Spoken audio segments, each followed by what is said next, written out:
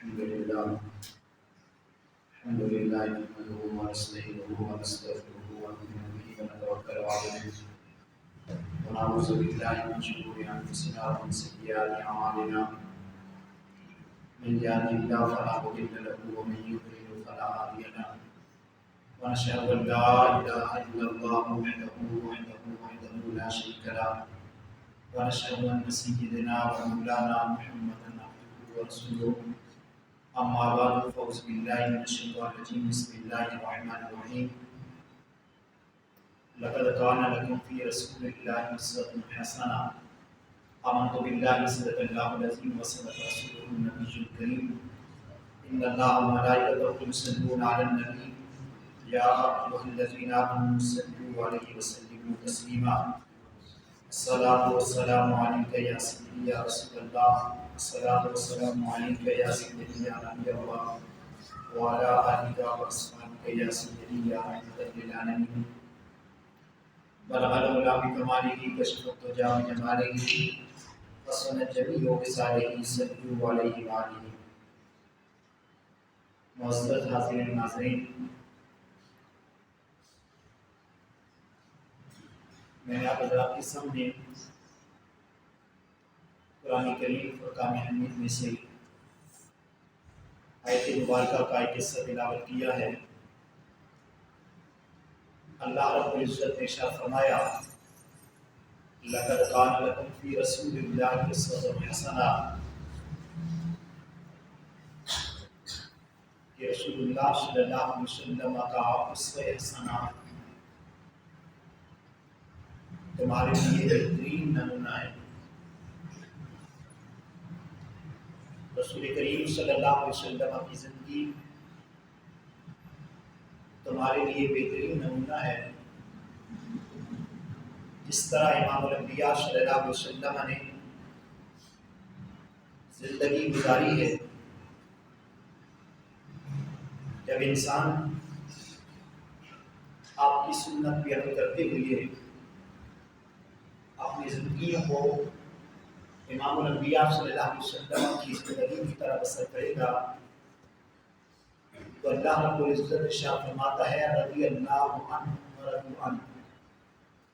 کہ اللہ رب العزت اس سے راضی ہو جاتا ہے اور وہ اللہ رب العزت سے راضی ہو جاتے ہیں۔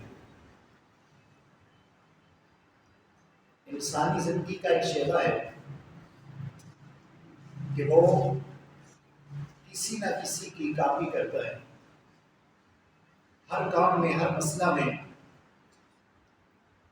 کسی نہ کسی کی انسان کی وہ کاپی کرتا ہے، کسی کام کی وہ کاپی کرتا ہے۔ تو اس لیے اللہ رب العزت نے ارشاد فرما دیا کہ امام الانبیاء صلی اللہ علیہ وسلم کی زندگی جو محبوب کریم علیہ السلام نے مکہ میں گزاری،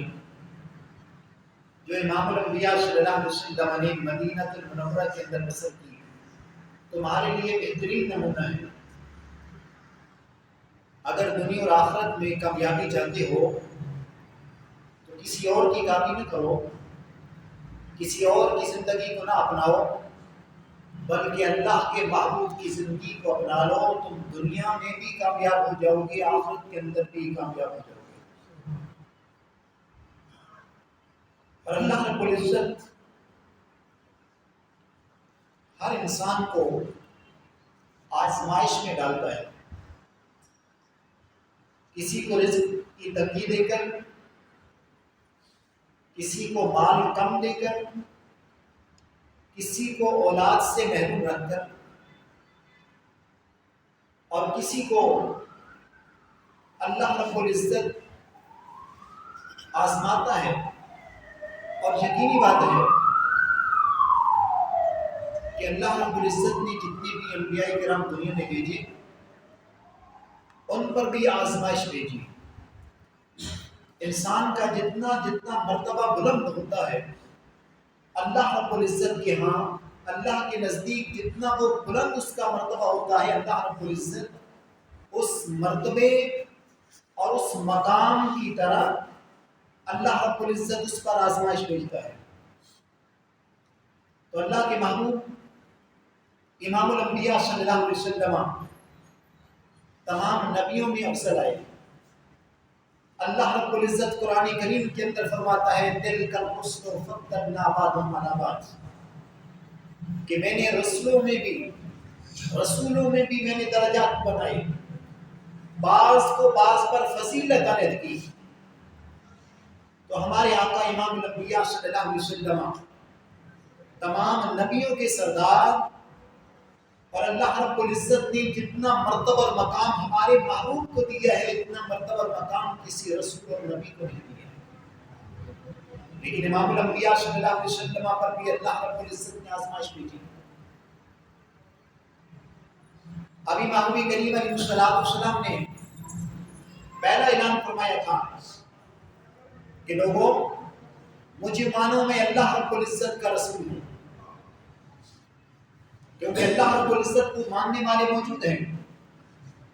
انسان پڑھتا رہے لا الہ الا اللہ لا الہ الا اللہ، لیکن وہ مسلمان نہیں ہو سکتا اس وقت تک جس وقت تک وہ محمد رسول اللہ صلی اللہ علیہ وسلم نہ کرے، اللہ پر ایمان لاتا رہے لیکن محبوب پر ایمان نہیں لائے گا تو وہ مسلمان نہیں ہوگا۔ تو امام الانبیاء صلی اللہ علیہ وسلم نے جب یہ اعلان کیا فتویٰ، وہی لوگ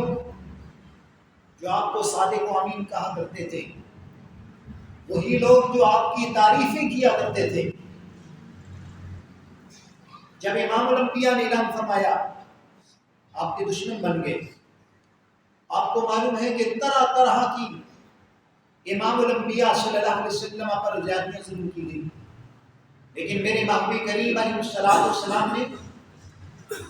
اللہ رب العزت کے دین کو بلند کرنا تھا، اللہ رب العزت کے دین اسلام کو لوگوں میں پھیلانا تھا۔ تو میرے محبوب کریم علیہ السلام نے اس وقت بددعا نہ کی۔ کون نہیں جانتا میرے محبوب کو؟ جب وہ طائف کے میدان میں جاتے ہیں، طائف کے لوگوں میں جاتے ہیں، فرمایا لوگوں پڑھ لو میرا کلمہ لا الہ الا اللہ محمد رسول اللہ صلی اللہ علیہ وسلم۔ وہی لوگ بجائے محبوب کریم علیہ السلام کا کلمہ پڑھنے کے آپ کو پتھر مارے، محبوب کریم علیہ السلام کے پیچھے شرارتی بچوں کو لگا دیا۔ امام الانبیاء صلی اللہ علیہ وسلم دو پہاڑوں کے درمیان میں آ کر بیٹھتے ہیں۔ میرے محبوب کے پاس کوئی بھی نہ تھا، اللہ رب العزت نے دیکھا، اللہ رب العزت نے فرمایا جبریل اب میرا محبوب بیٹھا ہے، جا میرے محبوب کریم علیہ السلام کی خدمت میں حاضر ہو جا۔ جبریل آئے عرض کرنے لگے یا رسول اللہ صلی اللہ علیہ وسلم انہوں نے آپ پر ظلم کیا ہے، پتھر مارے ہیں، آپ کو زخمی کیا ہے، آپ کی جسم عطر سے جو ہے وہ خون نکل رہا تھا۔ عرض کرنے لگے حضور مجھے حکم ارشاد فرمائیے، میں ان کو زمین سے اٹھا کر آسمان سے پلٹ دیتا ہوں، دو پہاڑوں میں آپس میں ملا دیتا ہوں، یہ ختم ہو جائیں گے، مس جائیں گے۔ امام الانبیاء صلی اللہ علیہ وسلم نے اس وقت بھی فرمایا تھا کہ جبریل پہلے جتنے بھی انبیاء کرام آئے ان کی امتوں نے ان کو ستایا، انہوں نے بددعائیں کی، وہ تباہ و برباد ہو چکے،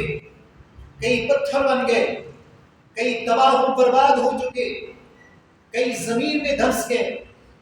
لیکن اے جبریل اللہ رب العزت نے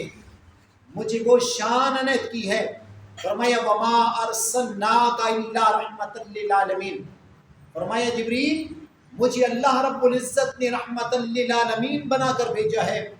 اگر یہ نہیں مانتے تو نہ مانے، اگر یہ مجھے نہیں مانتے بے شک نہ مانے، لیکن ان کی اولادیں تو ہوں گی، ان کی آل تو ہوگی، وہ تو میرا کلمہ پڑھے گی۔ وہ میرے آقا امام الانبیاء صلی اللہ علیہ وسلم آپ پر لوگوں نے آپ کو ستایا، لیکن میرے محبوب کریم علیہ السلام نے بددعا تک نہ کی۔ اسی لیے اللہ رب العزت فرماتا ہے کہ لوگوں اگر کسی کی زندگی کی کاپی کرنی ہے، اگر زندگی گزارنی ہے تو میرے محبوب امام الانبیاء صلی اللہ علیہ وسلم کے اسوہ حسنہ کو دیکھو، میرے محبوب کریم علیہ السلام کی زندگی کو دیکھو۔ جس طرح میرے محبوب نے زندگی گزاری ہے اگر اسی طرح زندگی گزار لو گے تو ہمیں دنیا میں بھی کامیابی ملے گی، تمہیں حشر میں بھی کامیابی ملے گی، تمہیں قبر میں بھی کامیابی ملے گی، تمہیں برزخ میں بھی کامیابی ملے گی، قیامت والے دن بھی اللہ رب العزت کی بارگاہ میں تجھے کامیابی ملے گی۔ لیکن شرط یہ ہے کہ اگر کاپی کرنی ہے، اگر زندگی گزارنی ہے تو محبوب کریم علیہ السلام کی زندگی کی طرح اپنی زندگی کو بسر کرو۔ اور نہیں جانتا آج ہر مسلمان اس کا دل کرتا ہے کہ وہ کعبۃ اللہ جائے، کعبۃ اللہ جا کر اللہ رب العزت کے گھر میں بیٹھ کر اللہ رب العزت کی عبادت کرے، اللہ کا ذکر کرے۔ وہ کعبۃ اللہ جس میں اللہ رب العزت کی تجلیات نازل ہوتی ہیں، جہاں پر اللہ رب العزت کی رحمت ہی رحمت برس رہی ہے، اس مسلمان کا دل نہیں کرتا۔ میرے آقا امام الانبیاء صلی اللہ علیہ وسلم ابتدائی دور تھا مکہ معظمہ کا، فرمایا کہ آج میرا دل کر رہا ہے کہ میں کعبۃ اللہ کے اندر جا کر اللہ رب العزت کی عبادت کروں۔ تو اس وقت کعبۃ اللہ کی جو دروازے کی چابی تھی وہ عثمان بن ابی طلحہ کے پاس تھی۔ امام الانبیاء صلی اللہ علیہ وسلم نے فرمایا کہ عثمان، آج میرا دل کر رہا ہے کہ آج میں کعبۃ اللہ کے اندر جا کر اللہ رب العزت کی عبادت کروں، مجھے چابی دے دے۔ کہنے لگا اے پیارے محمد عربی صلی اللہ علیہ وسلم، آپ کو چابی نہیں مل سکتی۔ میرے آقا امام الانبیاء صلی اللہ علیہ وسلم نے فرمایا عثمان، ایک وقت آئے گا کہ چابی میرے پاس ہوگی جس سے میں چاہوں گا عنایت کروں گا۔ لیکن اس وقت عثمان بن ابی طلحہ مسکرانے لگا۔ امام الانبیاء صلی اللہ علیہ وسلم پر وہ وقت آیا، پیارے محبوب کریم علیہ السلام فاتح مکہ بن کر تشریف لائے، اور محبوب کریم علیہ السلام کے سامنے آپ کے پیارے صحابہ بھی موجود ہیں۔ یہی عثمان بن ابی طلحہ کعبۃ اللہ کی چابی لے کر امام الانبیاء صلی اللہ علیہ وسلم کی خدمت میں حاضر ہوتا ہے۔ میرے محبوب کریم علیہ السلام نے اپنے ہاتھوں کے اندر لی، فرمایا عثمان، ایک وہ وقت تھا میں نے کعبۃ اللہ کی چابی مانگی تھی لیکن تو نے مجھے دی نہ تھی، لیکن آج اللہ رب العزت نے مجھ پر وہ انعام دیا ہے، وہ انعام و اکرام کیا ہے کہ آج کعبۃ اللہ کی چابی میرے پاس ہے جس سے میں چاہوں گا آج عنایت کروں گا۔ امام الانبیاء صلی اللہ علیہ وسلم کی پیارے صحابہ بیٹھے ہیں، عرض کرتے ہیں یا رسول اللہ صلی اللہ علیہ وسلم، کعبۃ اللہ کی چابی ہمیں عنایت کر دی جائے۔ ہر کسی کی خواہش ہے کہ ہمارے پاس آ جائے، لیکن امام الانبیاء صلی اللہ علیہ وسلم نے فرمایا آپ کو نہیں مل سکتی۔ فرمایا عثمان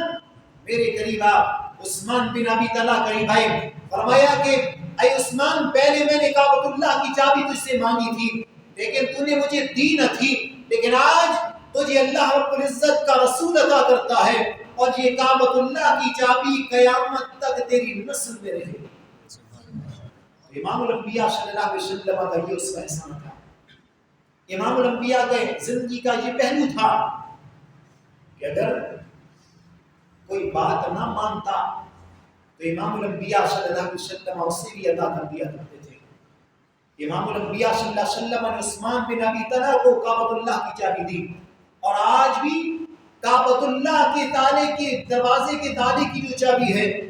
یہ عثمان بن ابی طلحہ ان کی اولاد سے آ رہی ہے۔ امام الانبیاء صلی اللہ علیہ وسلم کے فرمان کے مطابق قیامت تک انہی کے پاس رہے گی۔ تو محبوب کریم علیہ السلام کے غلاموں، اگر زندگی گزارنی ہو انگریزوں کی کاپی نہ کرو، ان کی زندگیوں کی کاپی نہ کرو، اگر کاپی کرنی ہے امام الانبیاء صلی اللہ علیہ وسلم کی زندگی کی کاپی کرو، جو ہمیں اپنی دنیا میں بھی کامیابی کی ضمانت دے گی، قبر میں بھی کامیابی کی ضمانت دے گی، حشر میں بھی جو ہے وہ کامیابی کی ضمانت دے گی۔ اور امام الانبیاء صلی اللہ علیہ وسلم کی زندگی تو وہ تھی کہ محبوب کریم علیہ السلام کعبۃ اللہ کے ساتھ ایک لگا کر بیٹھے تھے۔ امام الانبیاء صلی اللہ علیہ وسلم آج کعبۃ اللہ کے پاس بیٹھے ہیں، کعبۃ اللہ کی دیوار کے ساتھ آپ کی پیٹھ مبارک لگی ہوئی ہے۔ ابو جہل نے نوجوانوں کو تیار کر کے کعبۃ اللہ کی چھت سے ایک پتھر گروایا کہ نعوذ باللہ امام الانبیاء صلی اللہ علیہ وسلم کو لگے گا، محبوب کریم علیہ السلام کی زندگی کا نعوذ باللہ خاتمہ ہو جائے گا۔ ہماری جان چھوٹ جائے گی، لیکن اللہ رب العزت کو پیارے امام الانبیاء صلی اللہ علیہ وسلم کو وہ مقام عنایت کیا تھا کہ وہ کافر دیکھ کر بھی ان کے مقدر میں مسلمان ہونا نہ تھا، ان کے مقدر میں کلمہ پڑھنا نہ تھا۔ اللہ رب العزت کے پیارے محبوب ٹیک لگا کر بیٹھے ہیں، اوپر سے انہوں نے بھاری پتھر گرایا،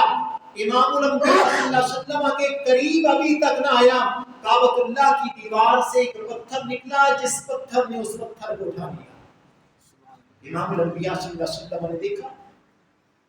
اللہ رب العزت کی بارگاہ میں ہاتھ اٹھا دیے، اللہ رب العزت کی بارگاہ میں التجا کرتے ہیں، اللہم اغفر لامتی فانہم لا یعلمون، الہ العالمین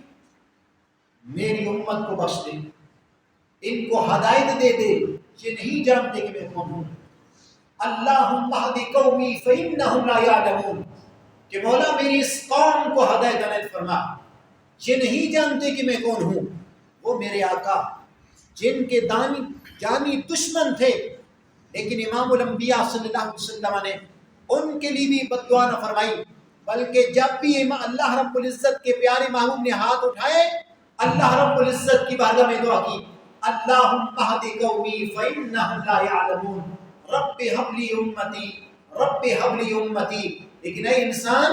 اے مسلمان، تو امام الانبیاء صلی اللہ علیہ وسلم سے کیوں دور چلا گیا ہے؟ تو مسجدوں سے کیوں دور چلا گیا ہے؟ تو امام الانبیاء صلی اللہ علیہ وسلم کی سنت سے کیوں دور چلا گیا ہے؟ تو اللہ رب العزت کے دین سے کیوں دور چلا گیا ہے؟ وہ محبوب کہ جو اٹھتے بیٹھتے تیرے لیے دعا کرتا رہا ہے،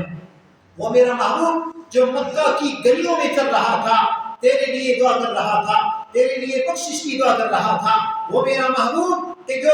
اللہ رب العزت کی بارگاہ میں بھی حاضر ہو کے تجھے نہ بھولا، تیری بخشش کے لیے دعا کرتا رہا، وہ مدینہ کی گلیوں میں چلتا رہا، تجھے یاد کرتا رہا، تیری بخشش کی دعا کرتا رہا، وہ میرا محبوب جو جنگ بدر و احد کے اندر بھی تیری بخشش کی دعا کرتا رہا۔ اللہ رب العزت کے پیارے محبوب تمہیں نہ بھولے۔ اے انسان، اے امتی، اے میرے محبوب کا امتی، تو اپنے محبوب کو کیوں بھول جاتا ہے؟ تو میرے محبوب کی سنتوں کو کیوں بھول جاتا ہے؟ تو کیوں نہیں اللہ رب العزت کی بارگاہ میں آ جاتا؟ جو رب اتنا بڑا شفیع ہے، امام الانبیاء صلی اللہ علیہ وسلم کے غلاموں، اللہ رب العزت اپنے بندوں سے بہت محبت کرتا ہے،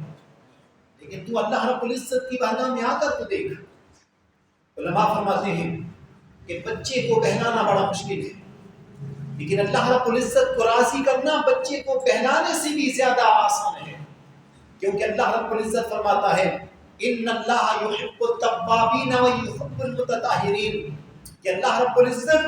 پاک صاف بندوں کو، رہنے والوں کو پسند فرماتا ہے، اور دوسرا اللہ رب العزت توبہ کرنے والوں کو پسند فرماتا ہے۔ اللہ رب العزت کی ذات اس بندے سے اتنی محبت کیا کرتی ہے کہ جو بندہ اللہ رب العزت کے سامنے گناہ کر کر پھر اپنے نادامت سے اللہ رب العزت کی بارگاہ میں آ کر جھک جاتا ہے، کہتا ہے کہ مولا میں فلاں گناہ کب کر بیٹھا ہوں، مجھ سے فلاں غلطی ہو چکی ہے، الہ العالمین تو معاف کر دے۔ جب اللہ رب العزت کی بارگاہ میں آ جاتا ہے، معافی کا طلبگار ہو جاتا ہے، تو امام الانبیاء صلی اللہ علیہ وسلم فرماتے ہیں اللہ رب العزت کی رحمت اس انسان پہ آ جاتی ہے۔ اللہ رب العزت فرماتا ہے اے انسان، تو گناہ کر کے میری بارگاہ میں آ گیا، اب یہاں سے جب لوٹے گا تیرے اوپر کوئی گناہ نہیں ہوگا۔ حضرت موسیٰ علیہ السلام کی قوم میں ایک شخص تھا، گناہ کرتا، توبہ کر لیتا، کچھ عرصے کے بعد پھر وہ گناہ کر لیتا، پھر توبہ کر لیتا، پھر گناہ ہو جاتے، پھر توبہ کرتا، توبہ کو توڑ دیتا۔ تو حضرت موسیٰ علیہ السلام جب اللہ رب العزت کی بارگاہ میں گئے تو اللہ رب العزت نے فرمایا کہ موسیٰ فلاں بندے سے جا کر کہہ دے اب اگر تو نے توبہ کو توڑا تو تیری توبہ قبول نہیں ہوگی۔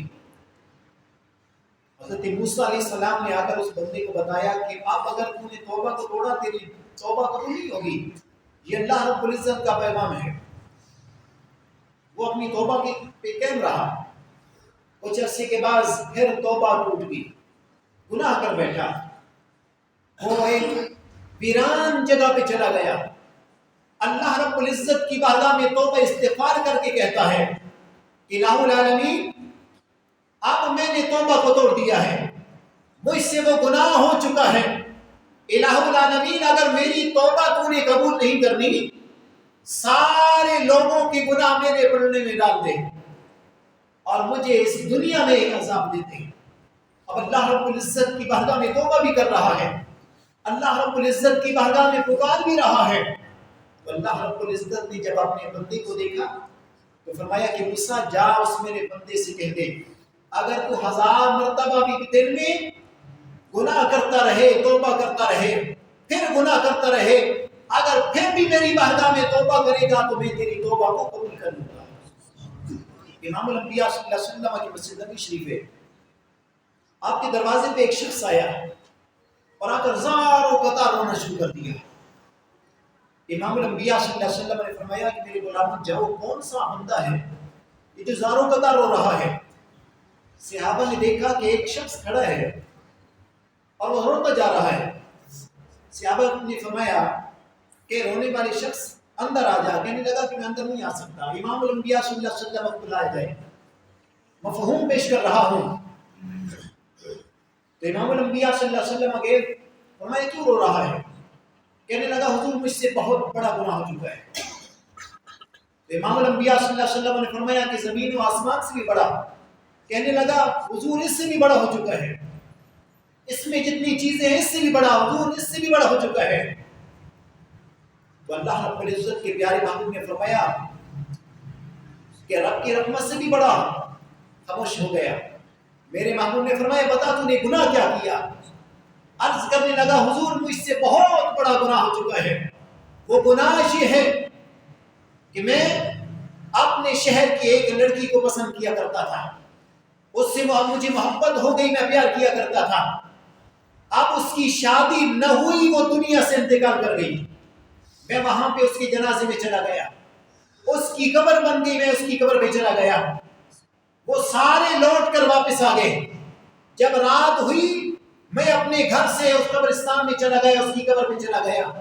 حضور میں نے اس کی قبر کو کھول کر اس سے زیادتی کی۔ امام الانبیاء صلی اللہ علیہ وسلم نے جب یہ سنا تو امام الانبیاء نے فرمایا تو نے بہت بڑا گناہ کیا ہے۔ امام الانبیاء صلی اللہ علیہ وسلم آپ استغفار کرتے کرتے واپس آ رہے تھے، صحابہ کے پاس آ گئے، وہ شخص وہاں سے چلا اور چل کر ایک غار میں چلا گیا۔ اللہ کے پیارے محبوب فرماتے ہیں اے میرے صحابہ اس نے بہت بڑا گناہ کیا ہے، میں تو ڈر رہا تھا کہ کہیں اس کی وجہ سے اللہ رب العزت عذاب ہی نازل نہ کر دے، لیکن وہ شخص تھا اس غار کے اندر چلا گیا، غار کے اندر جا کر اللہ رب العزت کی بارگاہ میں توبہ کرتا ہے، عرض کرتا ہے کہ الہ العالمین اگر تو نے مجھے عذاب دینا ہی ہے اس غار میں اس دنیا میں بھیج دے، پر لوگوں کے سامنے مجھے شرمندہ نہ کرنا، مجھے یہاں پہ عذاب دے دے، اسی دنیا میں عذاب دے دے، اسی غار کے اندر آگ کو بھیج دے، یہ مجھے جلا دے، مجھے عذاب دے دے۔ اللہ رب العزت کی بارگاہ میں توبہ پکارتا رہا، ادھر جبریل امین آ گئے، عرض کرنے لگے یا رسول اللہ صلی اللہ علیہ وسلم وہ شخص جو مسجد نبوی کے دروازے پہ آیا تھا، غلطی کر کے آ گیا تھا، گناہ کبیرہ کر کے آ گیا تھا، اے پیارے اللہ، اے پیارے محبوب اللہ رب العزت کی بارگاہ سے جا کر اس کو پیغام دے دو